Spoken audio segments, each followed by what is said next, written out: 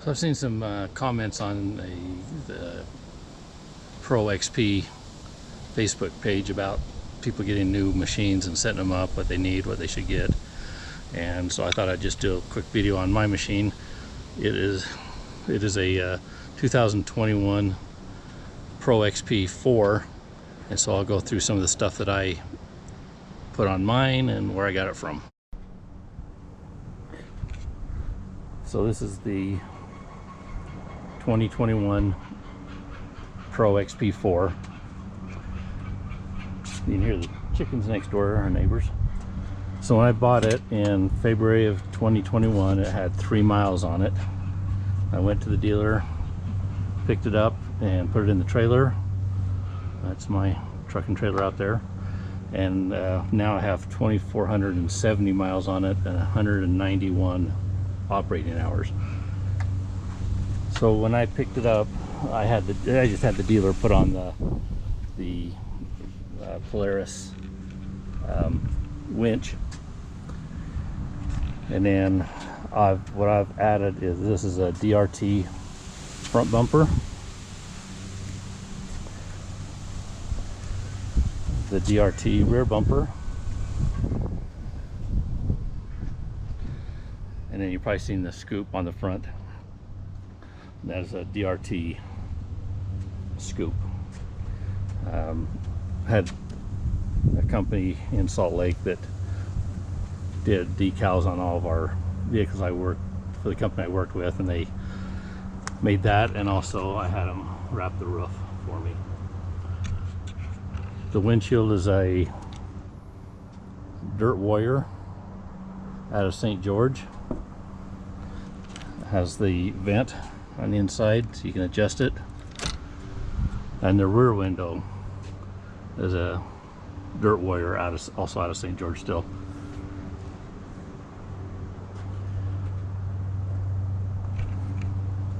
So I've added the light bar, side lights,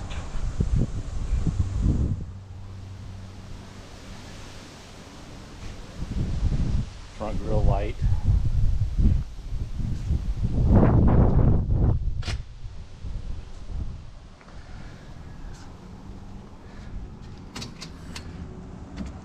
added a lights right here for the cargo area at night, and backup lights.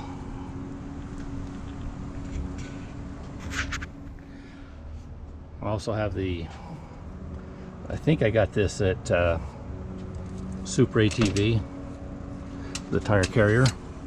It's on pistons,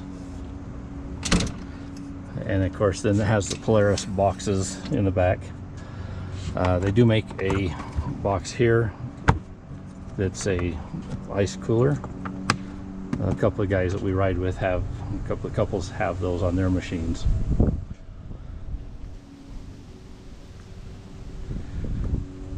So I had these machines come with 30-inch tires, and I upgraded to 32-inch.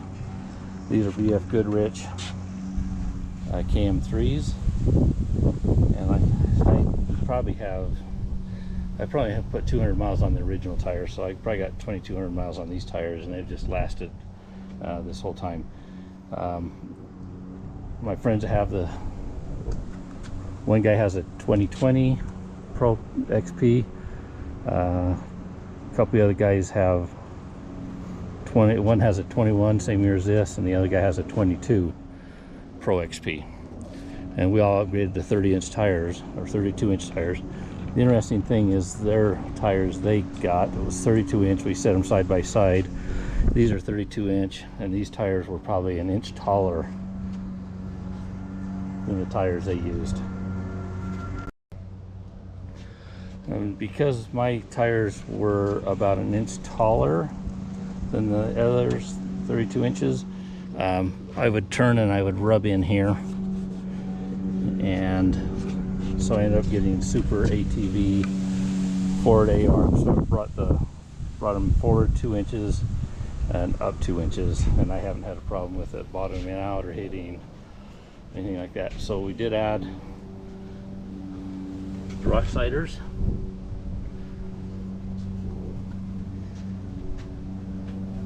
Now the Polaris springs, in my opinion, aren't very good. So the original springs, you get these boxes in the back here on, spare tire, some people in here, some gear, and these springs would just collapse and not spring back. So we just got the Z-Bro, the 2-stage springs on there, put them on ourselves, pretty easy to do, front and back, and no problem. The one thing we did notice on dust wise, and maybe I'll pull a seat out here, but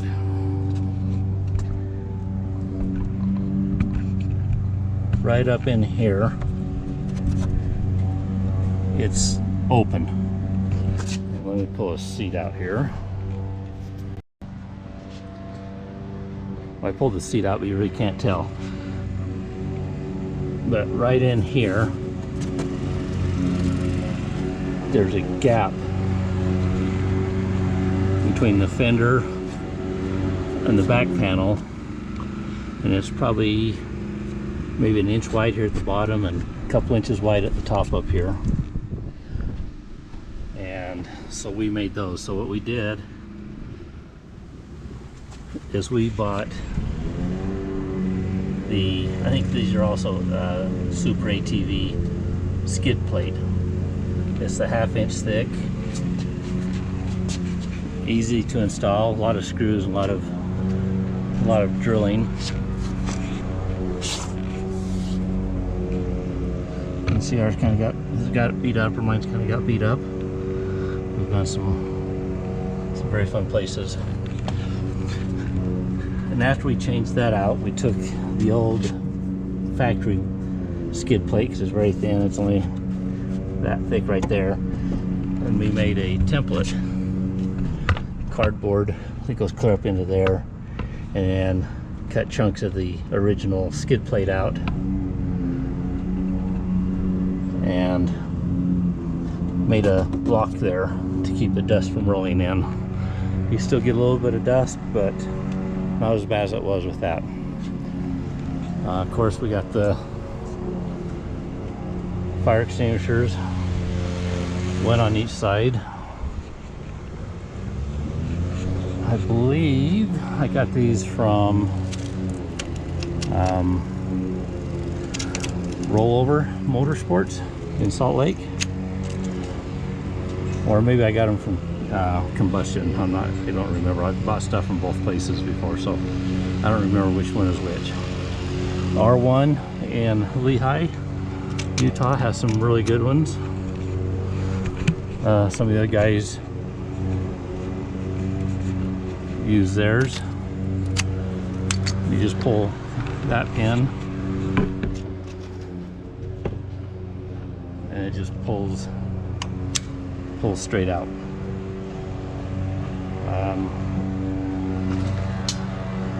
Like I said, I bought this in February of 21. So in February of 21, they had the Off-Road Expo down in Salt Lake. I went down to that, and Rollover Motorsports was there selling some of their stuff. And I thought these were the front door bags, so I bought a set. They had them on sale. You get them out of their shop. Found out there's the rear ones, and so I had to buy the front ones, which is not too bad. They're easy to install. And then we bought this overhead bag, keep our registration, insurance, and because our vehicles are street legal, insurance, registration up in there. Our Utah off-highway vehicle class, it's required, so I keep all that up in there. We do have 2 blankets up in here. You can plug them in, and they're heated, waterproof. In case it gets cold and rainy or whatever, you can plug them in, kind of cover you a little bit, and kind of keep warm. The other thing we did was this right through here is very hot. Of course, your radiator lines run through there and back, and it gets hot in here. So we bought wolf snout heat shield that goes from way up front there all the way down to here on both sides and clear back to the end of the seats back here. It comes all the way down. So you put that in and it really cuts the heat off really well. The other thing I did was bought that heat shield. I don't know if you can see it up in there. And this is that foam foil backing like you see on the firewalls on cars. And I cut it out, glued it, and put it on these two panels here using 3M high temp adhesive. That seemed to help with the noise a little bit and the heat a little bit back there. Of course, we don't have a lot of passengers ride with this, so we don't notice that a whole lot.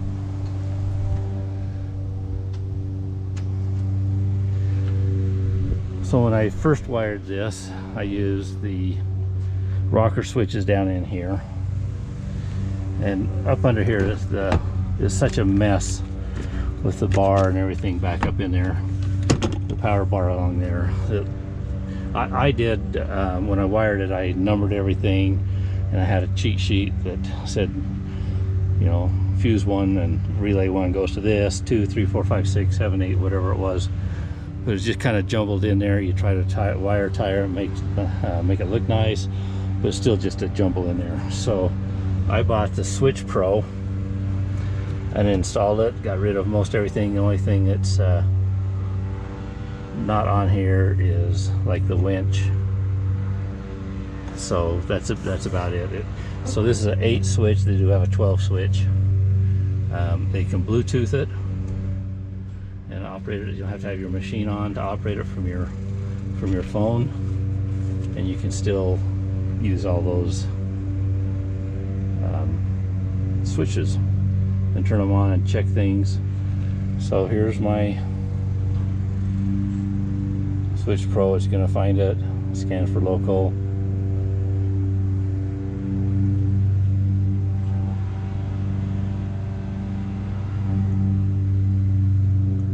And so there it is. So I can hit the light bar,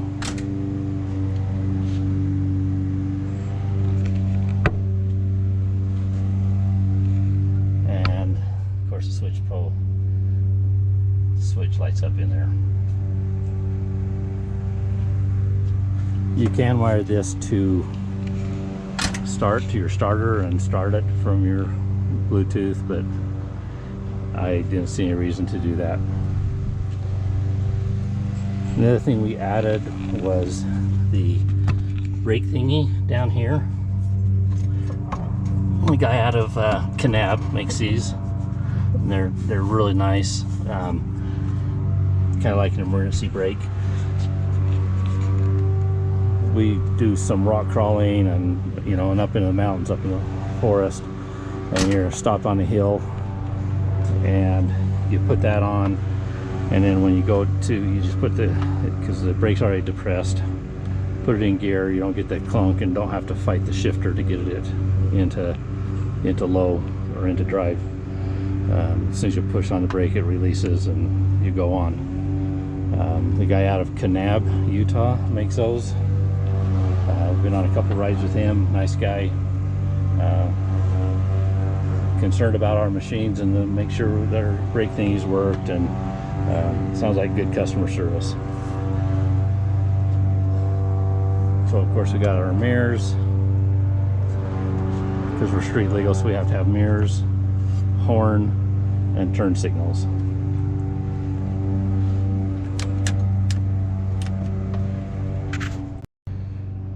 So you might have noticed when I was showing you the Switch Pro, we just have this cheap $200 radio.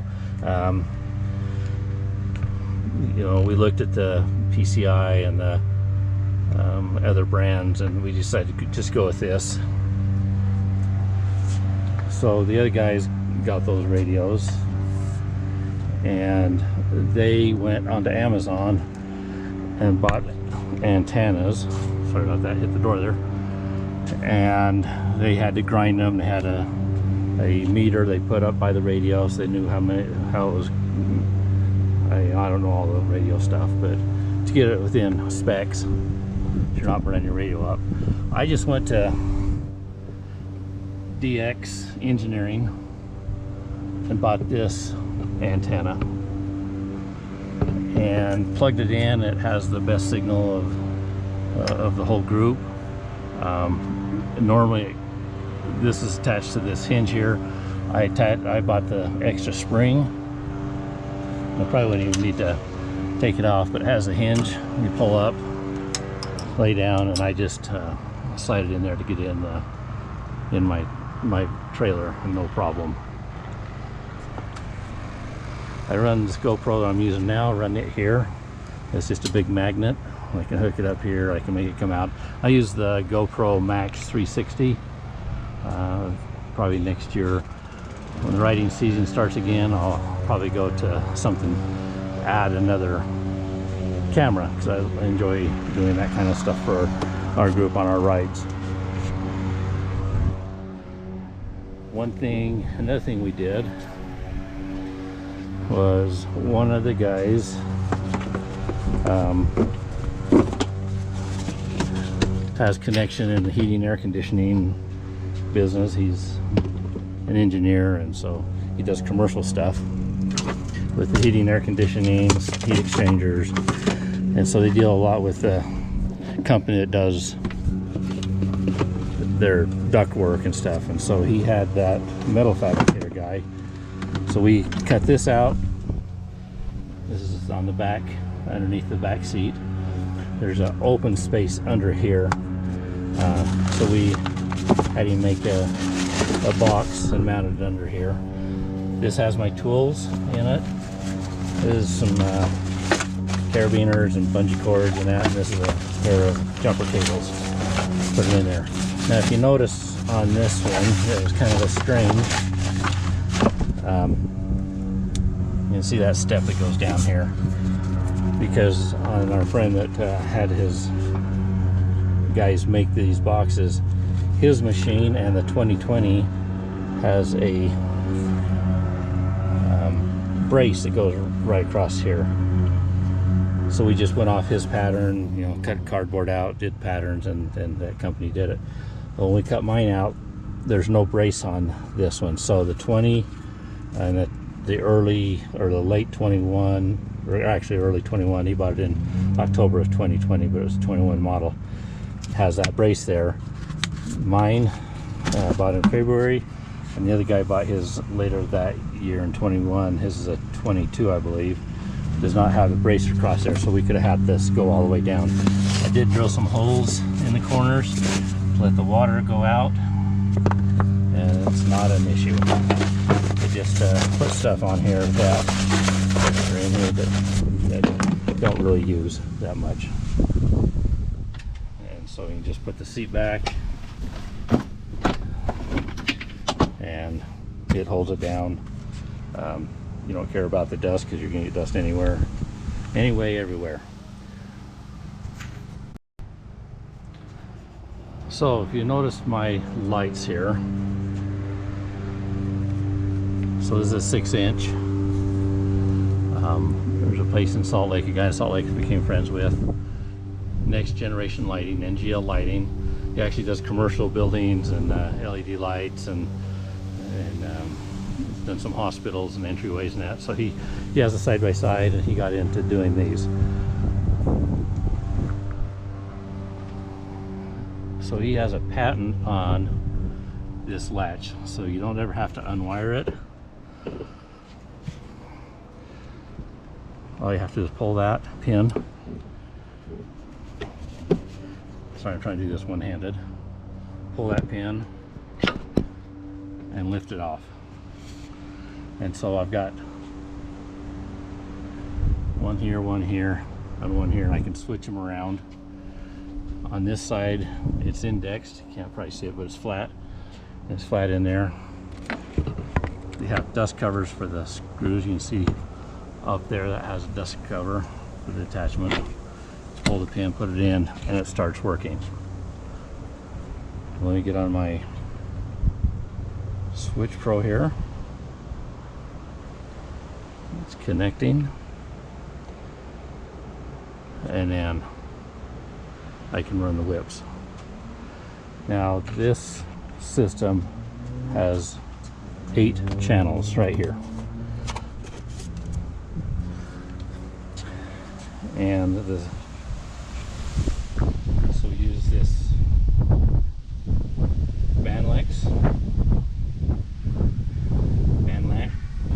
Banlin X, I guess that's how you pronounce it, system. It has 8 channels on it, and you can set these up all differently. So my rock lights, all 4 corners are on 1 channel.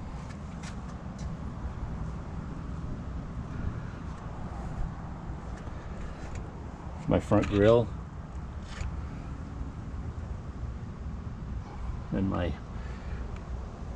may have a hard time seeing it in there during the daytime. It has lights in there and lights down in here. It's on 1 channel. I have lights under the rock slides. Never had a problem with those. And then let's see what else I have. I think that's it. That's the 8. Oh, and then I have a rear bumper grill lights going in there, so you can change them. You can switch each of them off. There's scenes you can go to. You can go to scene 1. You can program each of these scenes how you want it to go, and which lights in that scene you want to turn on for that scene. The other thing about this is it's hooked up to the signals. Oh, I got to turn the RZR on here.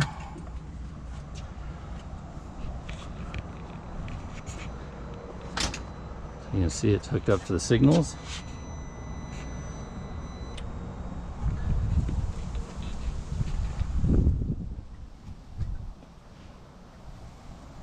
Right and left and right.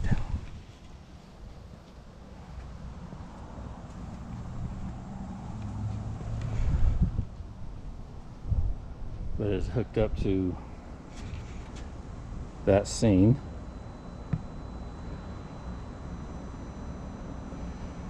The other lights, or that trigger, the other lights will continue with the sequence or the design you've decided. It's also hooked up to the brake lights. And let's see if I can show you here.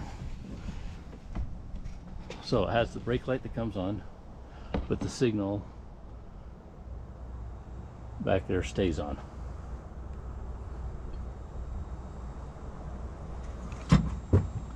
You have the signal off, goes back to the regular lighting. So you put the brake on, and then it turns red, and the other lights stay on the pattern you have selected. I also have on the Switch Pro, and I got these from NGL, is the dome light on both sides.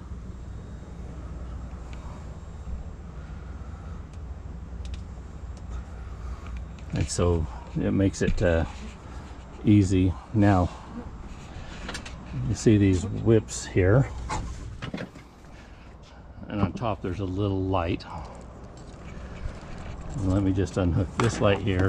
I normally put it up on this with the spring on it, but for quickness sake,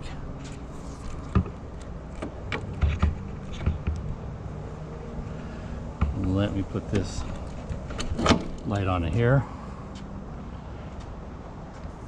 And you see up on top there's a white light up there. I cut this out. My neighbor next door here is gonna 3D print me a cover that goes around that, and so I can unhook that. NGL has on those 6-inch lights, he has a 6-inch foot and I think it's an 18-inch. And in my box here I have this one. Let me pop this one off here. So you never have to, and then you just put the rubber caps on there, and you never have to worry about unhooking the wires or anything like that. So it's indexed, slide it down, you hook it in, and it continues. You don't have to worry about where it's at because it's all programmed the same. I could leave these on and these on, pull into my trailer, no problem.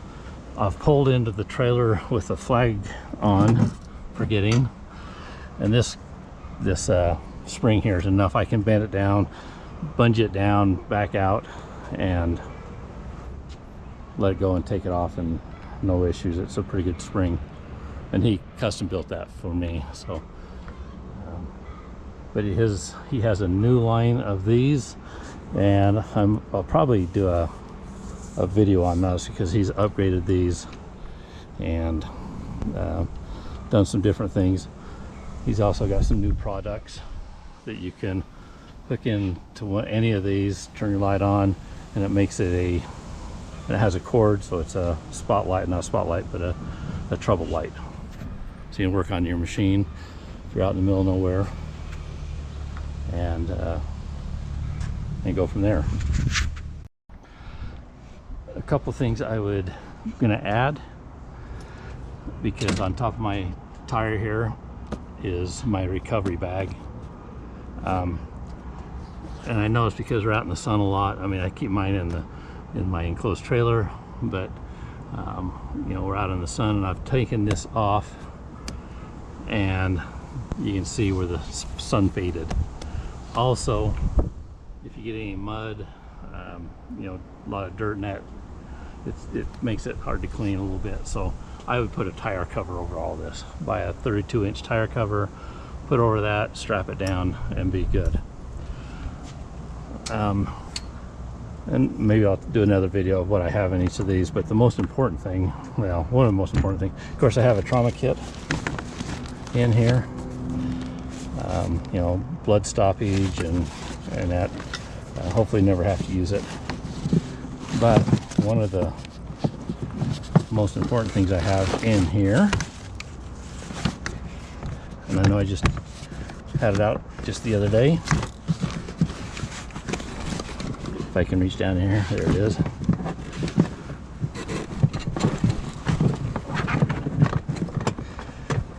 Is a lug wrench, because these are Tusk rims, wheels, that has the locking special, and I've noticed that these kind of come loose. And we were on a trip up in Wyoming, I think probably the first time where I had this, going down a trail, and I got this clunking noise, clunk, clunk, clunk, and so I stopped, and I was like in the middle of the pack. Everybody came back, and we started looking at it, started driving a little bit, and some guys jumped on the side and found out that the lugs had came loose, and there's all blocked, the holes, lug holes. Interesting enough, I carried some extra lugs in my toolbox and could put those in because some of them were stripped. Used the spare tire and was able to finish the ride. So now I check these quite often. The other thing I found is the bead locks kind of start working loose, and so I check those pretty often too to make sure they're tight. I'll do a video of what I have in the boxes here and show you some of the recovery gear that I have. I've never had to use it to recover anybody, but have used it for other things. And after doing some other things and watching some videos and talking to other people, I might change that out just a little bit, because that so yeah, that's it. I noticed on a lot of recovery videos for side-by-sides, if they have to use a off-road tow truck or anything like that, they have no place to really hook up on the back or on the front to it's pretty steady. This one has this. It's good for, we've used that to winch somebody out with before. And on the front here, on this DRT bumper, I got this hole here. It's a pretty good solid bumper. It's in there solid, so I might put a recovery ring on here just so there's some place to hook into and that. Yeah, so like I said, I got 2,470 miles on here. If you notice, I don't have stickers on, the RZR stickers on either side. We were up on a ride in Vernal in eastern Utah, Red Mountain. It's a rated 10.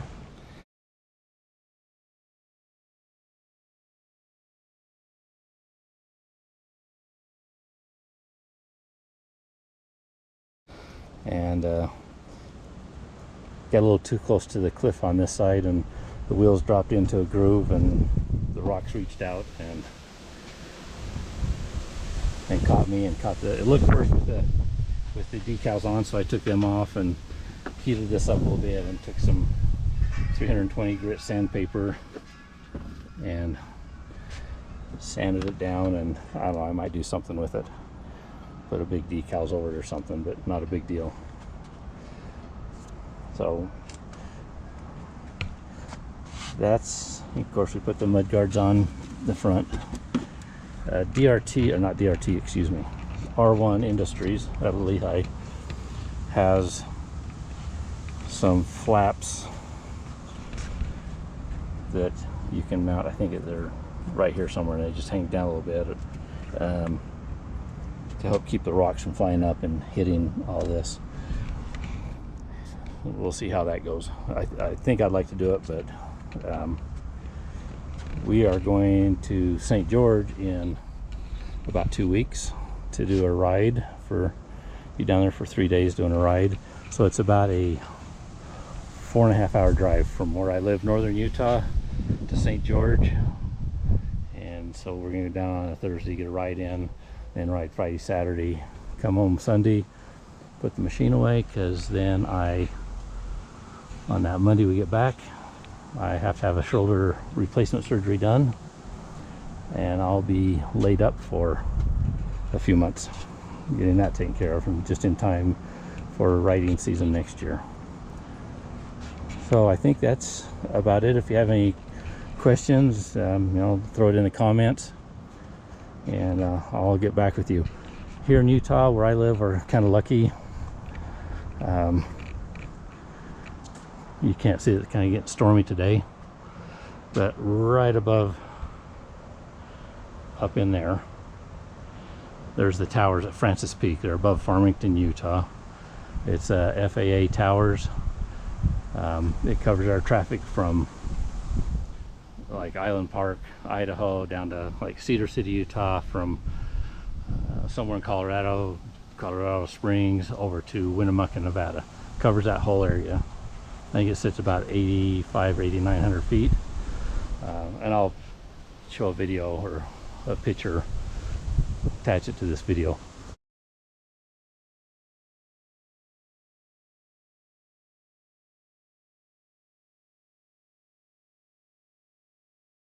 So we can drive from my house in our RZR up to there. It takes, depending on the time of day, half hour to 45 minutes to get up there. A bunch of trails up there. Goes from Farmington over to Bountiful and drops down in Bountiful, a bunch of other trails. From my house, little trailer, and go up, and it's called the Ogden Valley Liberty area. Jump on a trail up there, unload and jump on a trail, and go up above Manaway. Some trails up in there. From here, an hour and a half, we can be out to the Pony Express Trail southwest of Tooele, and you can spend a whole day out there. There's a Pony Express Trail, there's wild Mustangs out there, there's the geobeds. It's kind of desolate out there, and I'll show a video or a clip of it. We rescued somebody out there. They had wrecked their car because the roads were really sharp rocks on it, and they rolled their car, and there was no cell service, and we was the first people in 2 hours that came by there. Drove out to a wildlife preserve, had a pay phone. You pick it up and it goes to the Tooele County Sheriff's Office. They had to send out a life flight helicopter because there were some little girls in there, you know, bulging, you know, eyes and necks that complained of injuries. It took a life flight probably 45 minutes to get out there. They landed. They had no service, radio service on their helicopter. They had to pull out their satellite phone.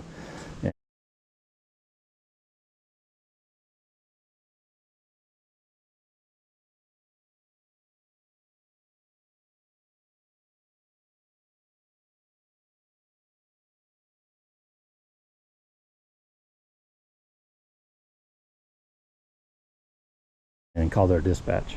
So anyway, that's that. Probably an hour and a half, hour 45 minutes from here, we can go up through Evanston, Wyoming, and drop back down in Utah in the Uinta National Forest, Mirror Lake Highway, and dozens and dozens of trails up there. One of the couples that we ride with, they have a cabin up by Bear Lake, and so it's an hour or 45-minute drive from here. Trailer up there, stay at the cabin for 3 or 4 days. Oh, excuse me.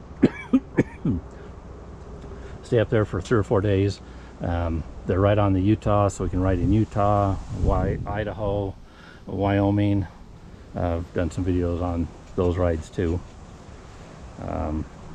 Another, probably it's a little bit longer, 2-hour drive. You can go up to Promontory Point where the trains met, the Transcontinental Railroad, Golden Spike Memorial, and a bunch of roads out there on the north end of the Great Salt Lake, and see some history out there, and drive the old Transcontinental Railroad, portions of it where they met, and it's pretty good out there.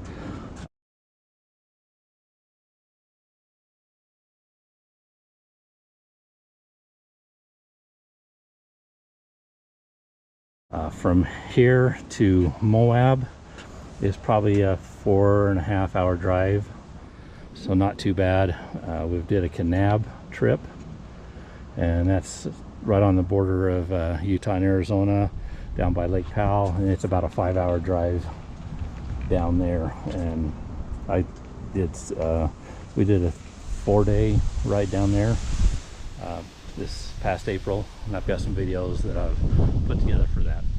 Anyway, I'm going to put this in the trailer and get it back in the side of my house here and get some lunch, because it is 1:30 in the afternoon. We got a storm coming in, and we'll go from there. But if you have any comments or questions, just drop it in the comment section, and hopefully this will help some people So I think one thing I failed to mention was the under fender S&B particle separator. It worked great, and I also put them up here. This under here has been really good. Like I said, I hope everybody has a good riding experience and a good winter, and you know, a lot of places you can ride year round. Probably if I didn't have this shoulder surgery going on, we would maybe head down to St. George in February and do another ride, or maybe even Moab in November. We've done that before. Middle of November, gone down to Moab. Had a little snow, but it turned out great after that. But yeah, I'm just wanting to get the shoulder taken care of, and looking forward to for riding next year. So be safe out there, have a good one, and let me know what you think. Rear bumper, a roof. You know, I've always had metal roofs. We had a 2015 Maverick, or Can-Am Maverick, the old boxy kind. We sold it to buy this. I think we had like 6,000 miles on it, and treated us good. Anyway, it was during that time when the prices were high for everything. So anyway, I hope everybody has a good and safe riding experience.